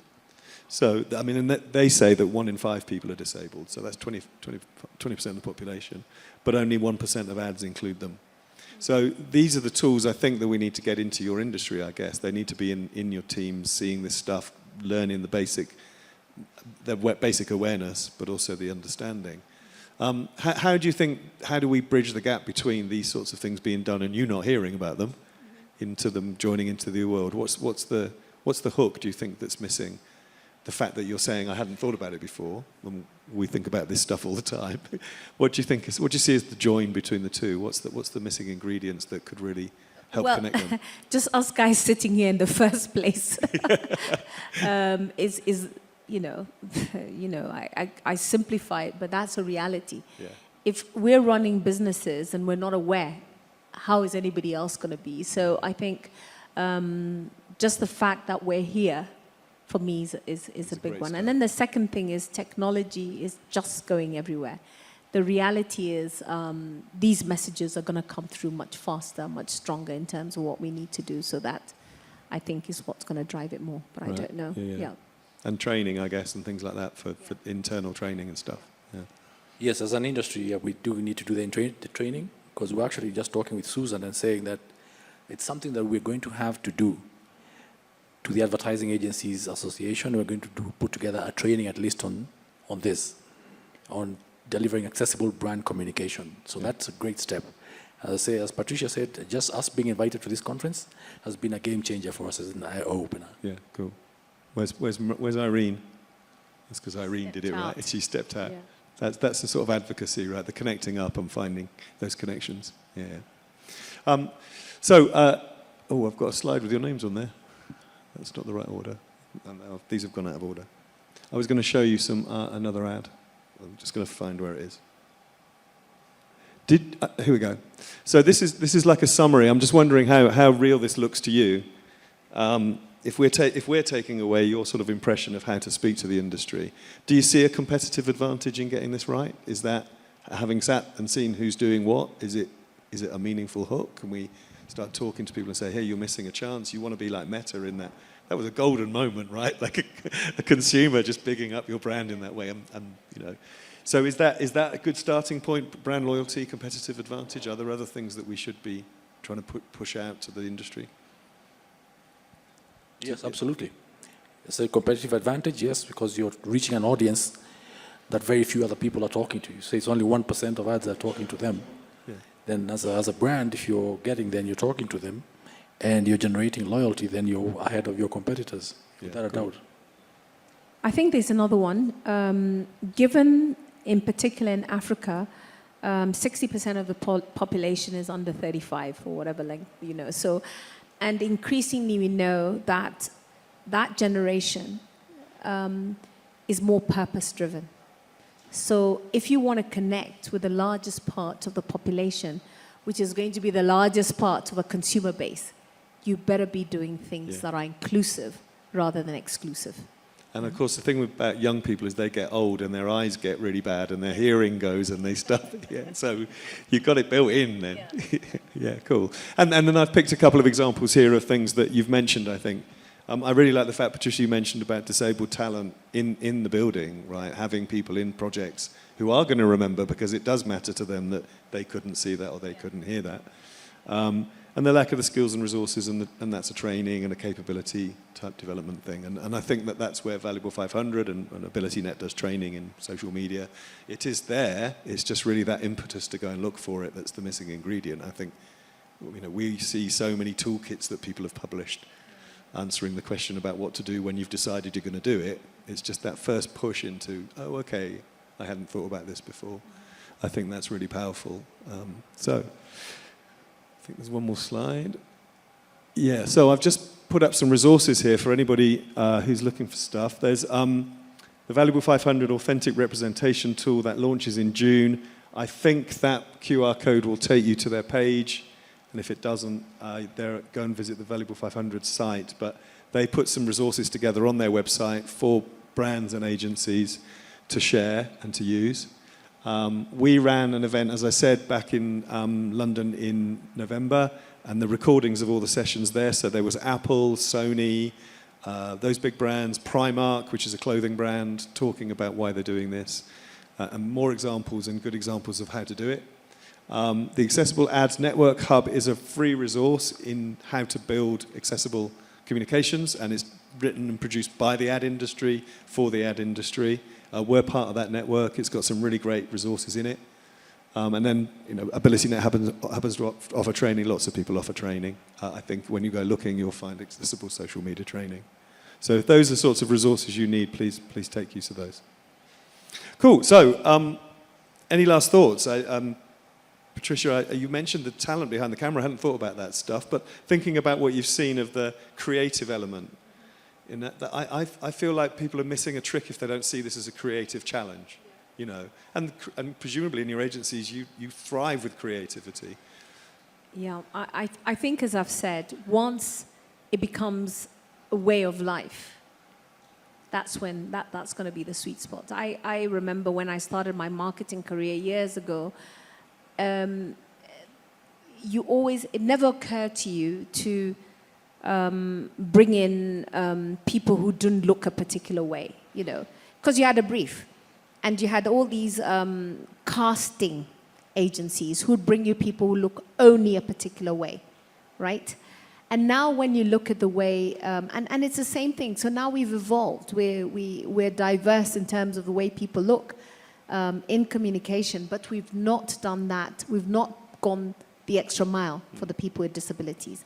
And I think that's actually where we're going now, where from a communication place, it's not that I'm looking for special people with disabilities, you're looking for people, you're looking for talent. And once you have that talent, that's who you embrace in the communication. Nice. Yeah. And I guess that I'm not branding you as the money guy, but you mentioned the money guy there. I guess the brands speak here. If the brands want this, then the agencies sort of respond. It's that sort of relationship, I guess. But then on the other hand, if you can point out that they're missing things, then I guess that's a competitive advantage for you as an agency. Is that the stuff you're taking away and thinking, oh, next pitch, I'm wondering whether I can throw that in? Absolutely. We're going to start doing that, I think, immediately. And I think we're going to start putting in a section on all strategies we're sending out to clients on accessibility and saying like how we're incorporating accessibility into this, and working also with some channels, especially people like this one in Kenya called Science TV, which is entirely like in sign language. So working a lot with those kind of partners as well to make sure that we include that accessibility agenda into every brand strategy that we send out. Cool. Great. And I think for me, one last thing, AI is a powerful thing. I think whatever you say, AI is going to just, leapfrog everything we do. And the more we use it, the more it learns. I was just looking at the translation, even on this presentation, and accents, for example, the ability to pick accents and be accurately portray. The more we use AI, the better it becomes, and the better it is able to embrace all the different ways that we speak, which is also diversity. And that for me is its power and how it's going to drive a lot more inclusivity. One of the ads I showed was a Guinness ad, Yeah. which is a guy in Lagos who's lost his leg, and he's about his sport. On YouTube, you cannot understand. It can't understand No, it doesn't, at all the accent a single at all. word No. of his Nigerian accent. Yes, And yes. that's the sort of gap, and they've gone to all that trouble, have done that amazing ad, Yes. but they haven't thought about how those captions are going to Yes, appear, yeah. and so they've missed that whole thing. It Yeah, just looks ludicrous. Julius talked about ugali, which is our traditional dish, and I was looking at the way it was spelt. And I said, if I didn't know what it was. It's a gap, right? Yeah, It's got to be filled sooner or Yes, later, but it is a problem. is. Cool. Yeah. Look, thank you so much for coming in and talking to us and joining into the conference and putting yourselves on the hot seat to answer the difficult questions. It's been great hearing from you, and look forward to seeing your work, seeing it appear on silver screen somewhere soon. So Thank you. And I'm wearing, Thank you very much. I'm wearing enabled clothing. This is from AC Studios. I should probably get Julius to read what it says, just to confirm that what I was told. So Julius, just for you, I want you to just come and read what it says on my arm. Just read along my arm. Going like this? Yes. Okay, so that's a K. Wait, where does it start? I have no idea. I'm the brailleist here, so I should be knowing. It says... It's supposed to say the less. Oh, wait. Start with the less. The less we see with our eyes, then you go to the next line. Yes. I'm reading a human being, Yes. so the more we see with our heart. Yeah. The less we see with our eyes, the more we see with our heart. Perfect. Thank you. It's a great way to Yeah. finish. Thank you very Thank you. much indeed. Yeah. The first T is wrong. Okay, I'm going to go tell her. She's out here. Thank you. So we'll have Tosh is coming up and Julius are coming up. We're going to switch to a slightly more practical mode. What's going to work is Tosh is going to introduce himself, since I don't actually know what you do very well. So I'd like to know more about that, and also your impression of what you've been listening to and how it fits into your world. And then we're going to just sort of go through a few areas of disability and look at how you have to adapt the communications to match the needs of the people that you're trying to target, and sort of think about the production elements of that. And I know you've both got experience of that. And also some of the data about who you might be missing if you don't get this right. So, but tell us first, Tosh, who you are and what you do. I'd love to hear it. Have you got a mic?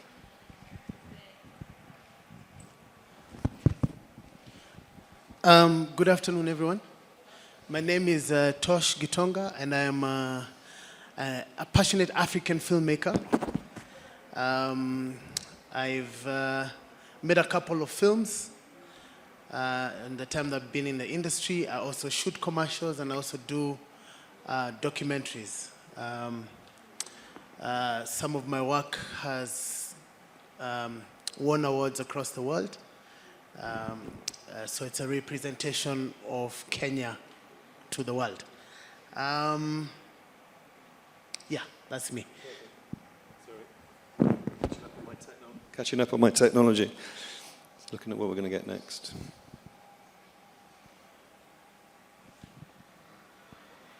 Yes, perfect. Perfect timing. Could we play that ad that you made with Julius? Is that right? It's Yeah. Yeah.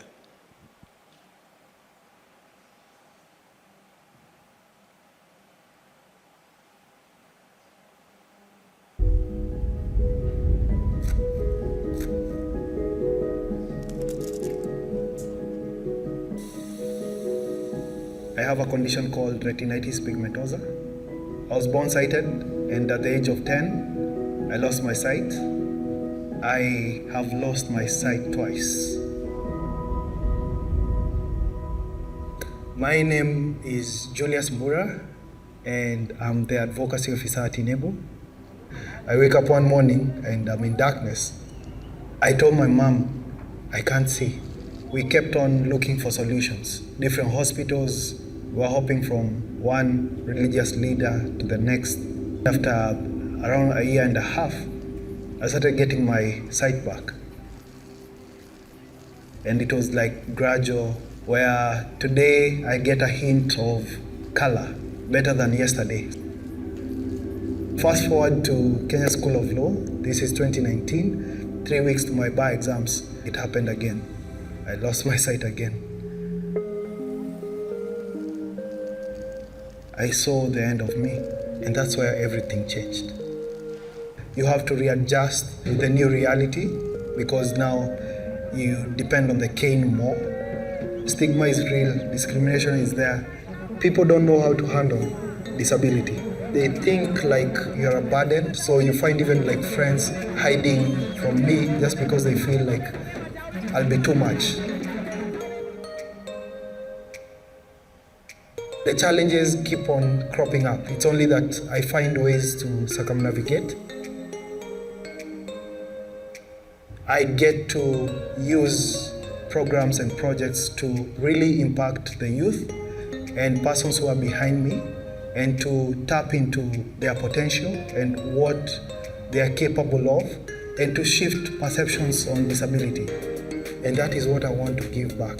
The experience I have, the knowledge, that's the best gift you can give any person with a disability.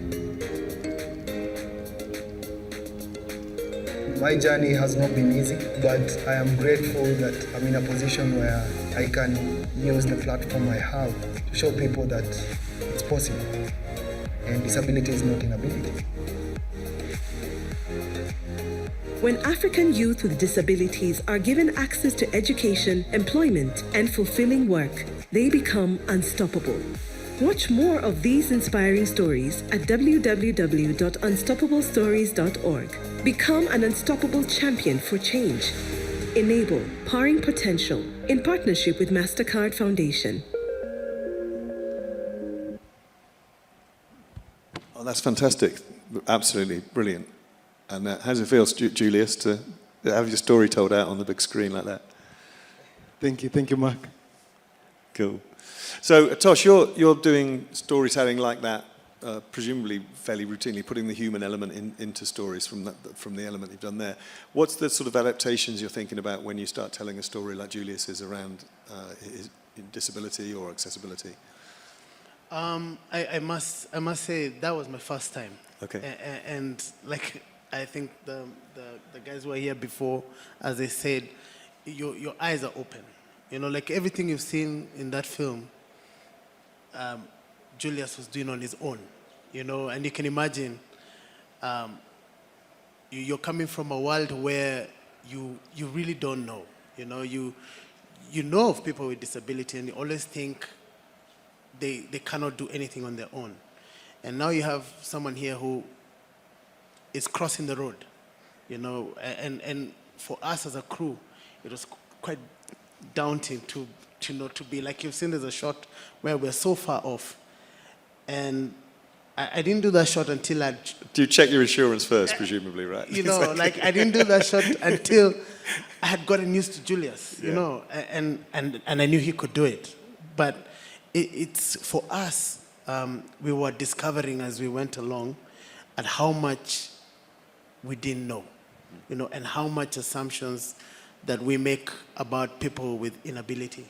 And I've learned to say now inability is not a disability, you know. It's, we just have to start looking at them as people like us. Like Julius has got an incredible sense of humor, you know, and you have a conversation with him. If you spend an hour, 2 hours with him, you forget, you know, and most of the times I was walking with him and stairs and I've forgotten that I might need to support him and he stopped behind. So like I have to go back for him, you know, and that was a beautiful thing for me that I stopped looking at him as someone with an inability and looked and started seeing him for him. And I think since that time, my mindset, my approach has been completely different. I remember I was doing a TV commercial for Safaricom. And at the time, Safaricom, one of the things was inclusion of diversity, inclusive, they call it, what do you call it? Inclusivity and diversity. And which meant having somebody with disability in the film. And I could tell from the people I was working with, for them it was about ticking a box.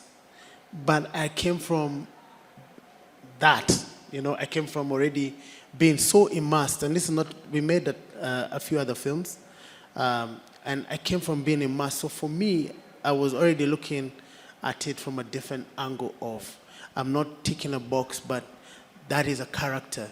I'm looking at that person as, can they act that role? I'm no longer thinking, I'm going to place them in the shot there. I'm thinking, how can we bring her or his character out, you know, more in the ad? Yeah. And I think that's, for me, what really changed my... So I'm just going back to the thing that Lenny was raising about the potential extra costs, right? So presumably you charge double because you don't, do you? You just include it in your process now. It's the same price, right? Because you do it a different way, that's the point. You start from a different point of view when you're making that production. You have a different thinking, think differently about scripting. I think that's the trick, is build it in, and then you're not going to be charging. You're not a premium service. You're just a standard. You know, if a brand wants to buy an ad from you, you'll sell the ad. Yeah. You don't stick another 20% on top just because you've made it accessible. Yeah. Presumably, that's the way you work with that in terms of keeping the costs into the standard, build it into the process. Yeah, I mean, for us, it's really, it was more of, I had a fear, you know, and the fear came from a lot of things. How do I do it? How do I behave around them? Yeah. You know, and being a director, you meet so many people, you meet so many different types of people that you always approach everything with a, like just caution, I guess. Yeah, caution, yeah, exactly. Am I gonna be offensive? Am I gonna be, you know, how do I address, you know? And I learned that that's the first thing that's offensive to them. Yeah. That you're already dealing with them like they are a special type of people, instead of really having a conversation with them for them. Yeah. And I think that really helped as we went along in just really being able to make film like as if we were on a normal set. Of course, we had to be mindful. You know, we were shooting in the CBD, it's chaotic. And you know, Nairobi, manholes open, you know, where they should not be. So some of those things we had to be mindful. But the rest of it, you know, as we went along, we just got amazed at how much, you know, the same we are. Yeah. I mean, like Julius here, he lives on his own. He cooks for himself. he takes the matatu, you know, there's nothing he cannot do. No. Apart from just a little bit of things that you may need to help him with. Sorry.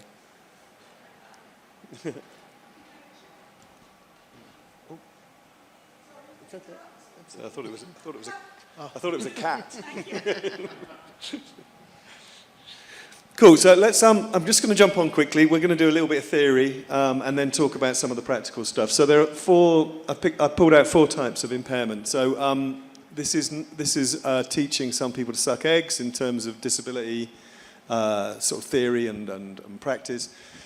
We talk about impairments because it's something that's not possible to do. So some cognitive impairment. I will go through these in a little bit more detail in a second. A visual impairment, physical or motor impairment, or a hearing impairment. And neurodiversity weaves its way through there as well, which is something that gets picked out now, and it's quite a common topic to hear about ADHD or autism and so on.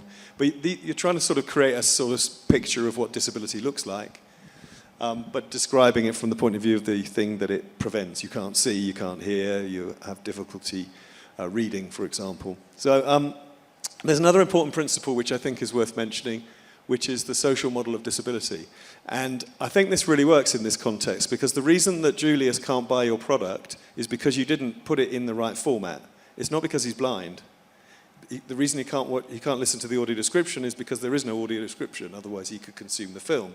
So you have a medical model that says that Julius can't see, so therefore the rest of the world is a problem, but actually the reason it's a problem for Julius is because the world hasn't adapted to meet his needs. So, and particularly when you're doing filmmaking or you're doing communications, you're communicating to somebody who needs you to adapt to what you're doing, otherwise you've cut them off. And that's that. The social model is saying it's society that needs to adapt.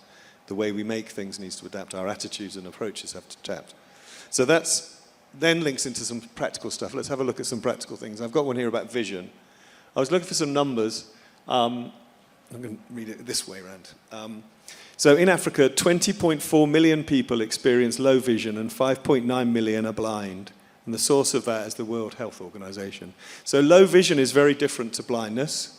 But you can also have tunnel vision or impaired vision, lots of different ways that your sight can work. Now, when you're preparing your film or you're doing your ad or you're thinking about how people are going to consume it, obviously, if you want to reach 20.4 million people, that's a significant number of people you might have excluded yourself from. It's not their fault, it's your fault. You didn't adapt it, you didn't put it right in the first place. I tried to find, so these, just to be clear, the first number says WHO on it, the next 2 came from ChatGPT. So they could come from anywhere, right? Because one of the problems is there's very little data. Julius and I were talking about this. There's very little actual data about the numbers of people in any country. People identifying as having a disability is possibly really inconsistent. But if 2.5% of Kenyan population has a substantial vision impairment, that probably means they can't see what's in front of them. That's a reasonable number of people. How many people in Kenya? Is it 70 million? We have almost 50 million. So the maths on that's good. So stop on that number. 2.5% of 50 million must be about 1 million, isn't it? Something like that. People aged 60 plus. This is a really interesting one, I think, for reaching. When you think about disability, you don't think about aging. But the population in Kenya, as it is in any country, but particularly in Africa, over recent sort of decades, what was a younger population is becoming an older population. And that's particularly true in the UK, for example. We talk about all that all the time. Those people will have vision issues because aging will affect their vision. So when you're trying to sell things to older people, make sure the font's really clear, make sure the text is clear, make sure that they can see the stuff that you've actually put on the package, make sure that the image that they can see is really clear. And that's a significant number of people, because that's saying that people aged 60 plus in Kenya will rise from 1.87 million 5 years ago to 4.77 million in the next 20 years. So that's a significant market to be considering. A couple of suggestions about what you could be doing. Think about audio description. I won't delve into that. That's we'll jump over what we're going to do there. But dialogue in ads, making sure that so even when you were thinking about what Julius was doing in his story, was he talking about what he was doing, or was he talking about how he was feeling about it?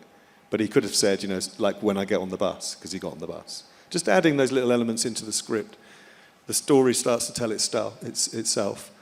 And, you know, an easy way to do that would be check it, you know, with somebody who's trying to follow the story who can't see it. And then say, do you understand? Did you know that Julius got on a bus? No, I had no idea he was on a bus.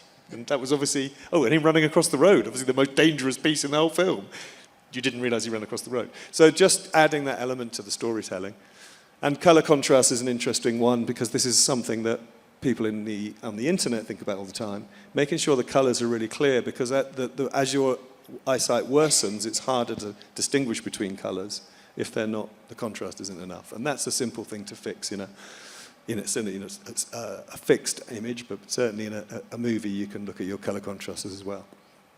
I'm going to jump over that. There is plenty of information online about good quality audio description, and it is probably the least well-developed. Captions, which we'll come to in a minute, people really get.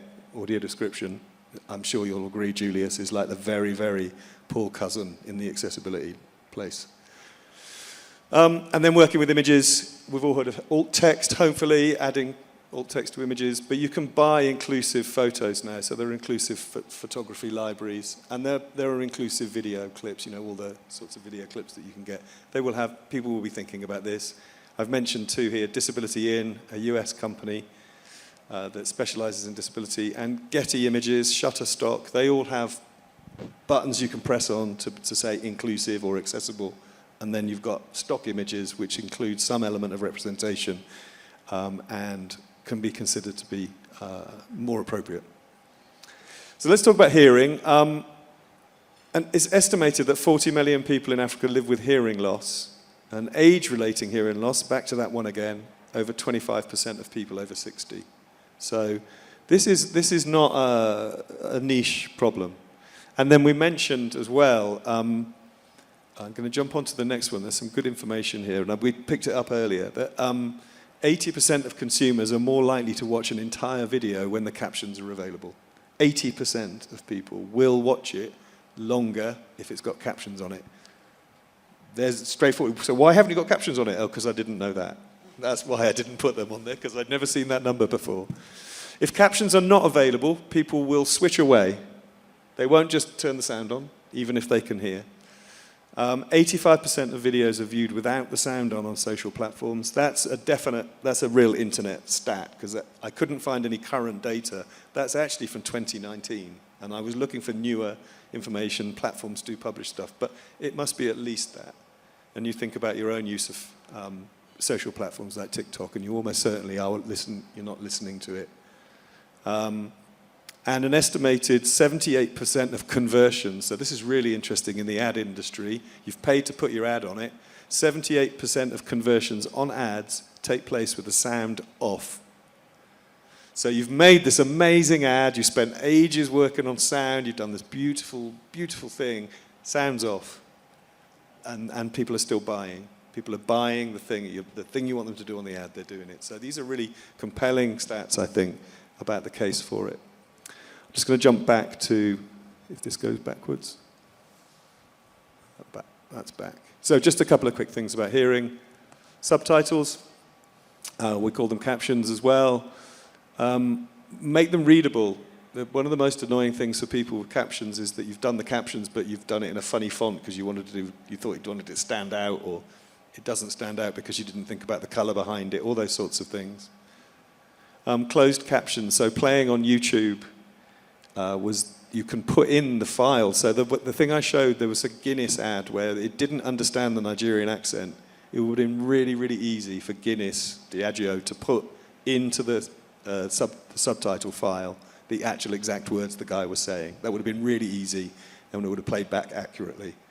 And I mean, it's a 3-minute ad. It would take you 10 minutes to type the script up and sort it out on the ad on YouTube. So use the standards that are there. There are lots of technical standards. And then think about sign language, which we haven't mentioned a great deal, which is complicated by the fact that different languages in different places need different signing. But it's definitely something to consider. So I'm going to pause there. What sort of stuff is that all new to you, Tosh? Is that stuff you've sort of learned from working with Julius? Is this stuff the industry needs to learn, these sorts of little nuggets? Oh, 100%. I mean, even because largely the rest of the population is ignorant, for me as a filmmaker now, one of the things I could really do is, which I am doing, is including, you know, having a character with a disability in the films, and not including them as part of, again, to showcase that you are diversity and inclusive, but to normalize and to actually make people see it different, because that's the work. You know, the work for me, film is education through entertainment. You know, we are always making people learn, and it's up to us. Sometimes we don't think about it, you know, but as I grow older and I become a more seasoned filmmaker, I've started to see how impactful my films can be, and then the responsibility that comes with it. You know, what do people take away from my work? And this is one of the things, because I was exposed to Julius and, you know, to making the film with him, and went through that experience, I was changed, you know. So how do I then push that further? And my way is to include, you know, in my film. So when I'm thinking about characters, you know, can I have a character who is very pivotal in the film, but does not hear? You know, how do the rest of the people interact with this person? Because then you force the audience to look at that character first as a normal human being, and then to start understanding that they're not different, because you've seen the character as the character that I wanted to push. And hopefully then that spreads the information to the rest of the world in how to actually, to kill the ignorance, really. Yeah. And Julius, you must see that around you in all sorts of ways in the media you consume. You know, how bad is it? I mean, how poorly are people doing? You know, we saw those great stats about the fact they should be doing stuff because people want this.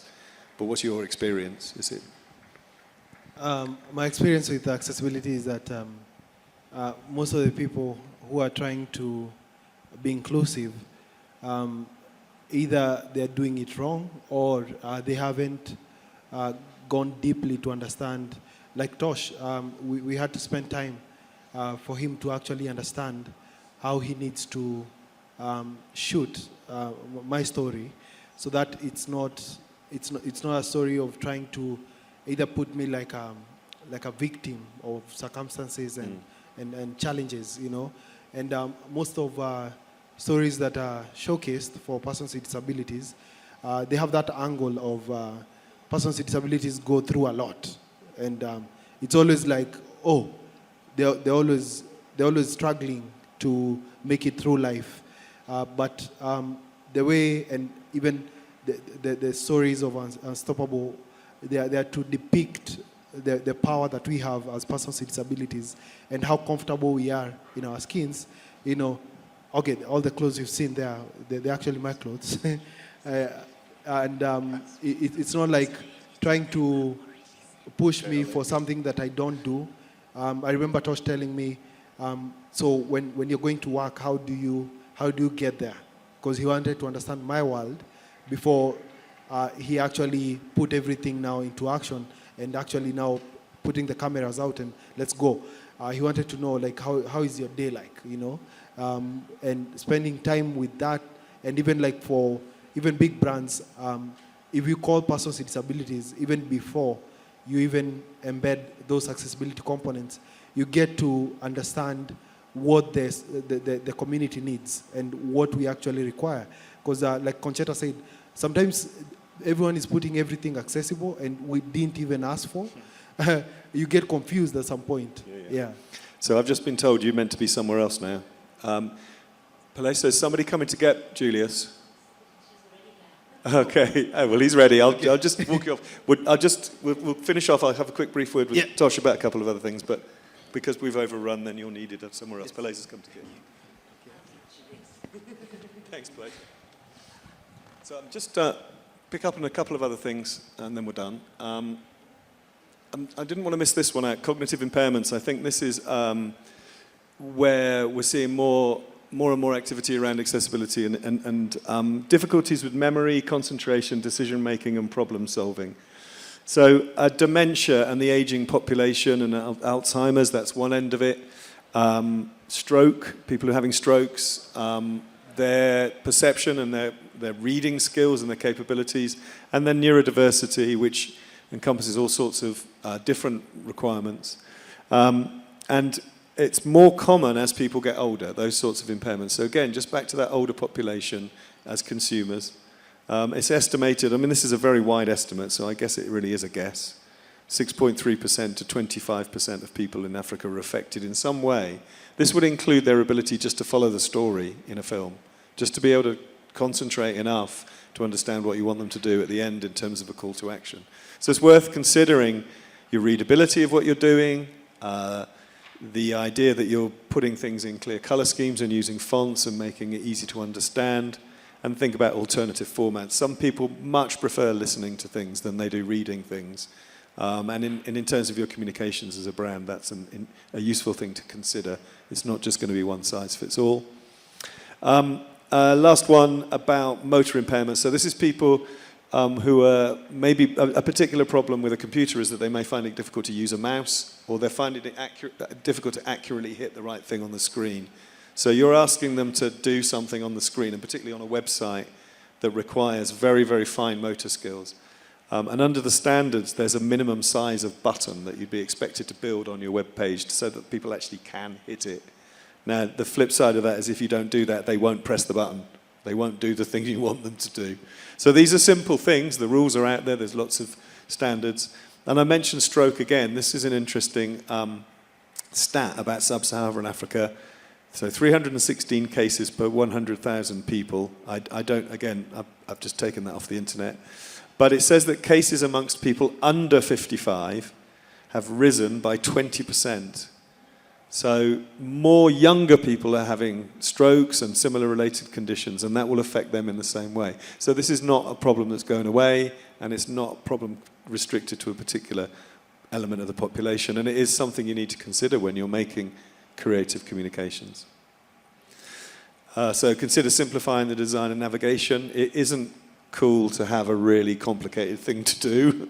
It's just a really complicated thing to do.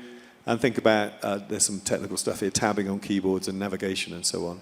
But also involve your users in your user journey and show it, show your ads to people who are in your target audience, and they'll tell you whether they've understood it, whether they think they know what you want them to take away. The Valuable 500 I mentioned, they have these three pillars, which I think we're going to end on. Accurate representation. So thinking, several people on the stage, particularly the people with lived experience, have said, that didn't feel right, it's not how I wanted it, I didn't ask for that. Getting people involved very early in the process is what you need to do in terms to make that accurate. You also need to make the experience accessible, if it's a movie or if it's an ad or if it's a print or whatever it is. Think about how people are going to access that.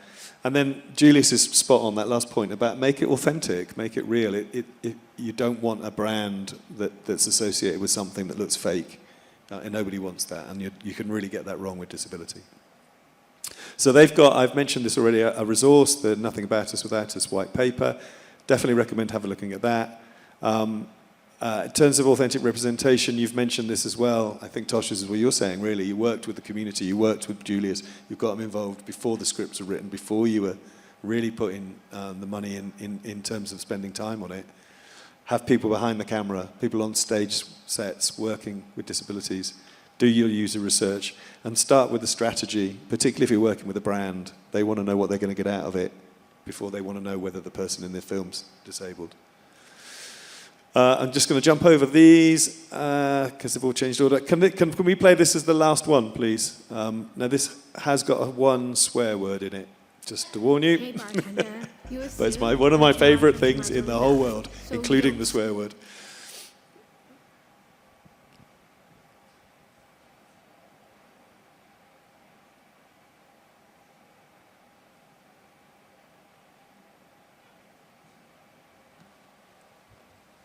Hey bartender, you assume that I cannot drink a margarita, so you don't serve me a margarita? So I don't drink a margarita. Your assumption becomes reality. And parents, you assume that I cannot live on my own, so you don't encourage me to live on my own. So I don't live on my own. Coach, you assume that I cannot hit harder, so you don't train me to hit harder, so I don't hit harder. And teacher, you assume that I cannot learn Shakespeare, so you don't teach me Shakespeare. Old MacDonald had a farm. So I don't learn Shakespeare. E-I-E-I-O. But hey, if all your assumptions become reality, then assume that I can drink a margarita. You serve me a margarita, so I drink a margarita. Assume that I can live on my own, so I live on my own. Assume that I can hit harder, so I hit harder. Assume that I can learn Shakespeare. So, what fools these mortals be? I learned fucking Shakespeare. You assume I can't swear, right? Assume that I can do that job, that I can go to parties, that I can have sex, that I can be on stage. Assume that I can. So maybe I will.